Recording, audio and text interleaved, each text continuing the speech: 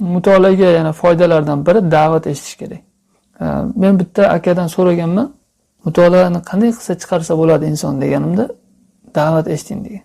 Keyin to'g'risi shu gapni aytib ketgan, boshqa gap gapirmagan. Da'vat eshiting yoki ko'p da'vat eshiting degan. Vaqtingiz bo'lganda deganda burilib ketgandan keyin ichimda endi bir aytib qo'ydi shekilli edi aka ham. Qanaqasiga da'vat eshitsa mutolaa chiqadi deb ishonmaganman ya'ni.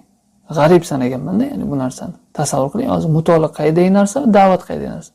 Keyin bilsam bu juda katta narsa ekan, haqiqatda to'g'ri narsa ekan. Inson qancha ko'p da'vat eshitsa ustozlardan, silsilaviy darslardan eshitsa, ular keltirayotgan oyatlar qaysi o'rinda, qaysi joyga keltiryapti. Ular arabcha matn aytadi, tarjima qiladi, hadis aytadi, tarjima qiladi, oyat keltiradi, tarjima qiladi.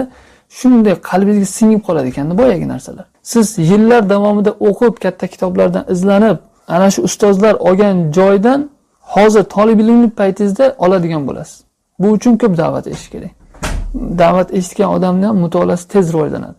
Birovga da'vat qilganda, bir kitobdan dars berganda, uni kallasida, qalbida shunaqa ko'p ma'lumot bo'ladi, sharhlab o'tib beradi.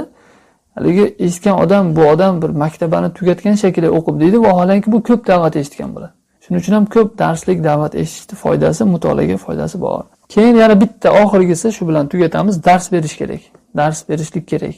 Inson dars bersa mutolaasi juda yaxshi chiqadi. Chunki inson dars berayotgan paytda vaqtim ketib qolyapti deb o'ylaydi o'zicha.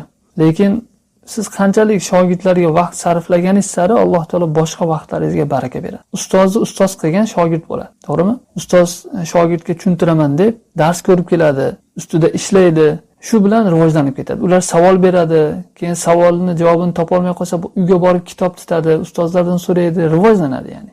Dars bermagan odam bilan bergan odamni qarasangiz, juda katta farq bo'ladi. Chunki ko'p dars bergan odamda nutq rivojlanadi, fikr rivojlanadi, ilm rivojlanadi, esda qolib ketadi. Dars bergan odamning esdan chiqmaydi. Shuning ko'p dars berish kerak. Bitta kitob tugatdingizmi, orqangizdan bering. Orqangizdan shu pastdagi nimalarga bersangiz, ilmingiz sobit bo'lib ketaveradi.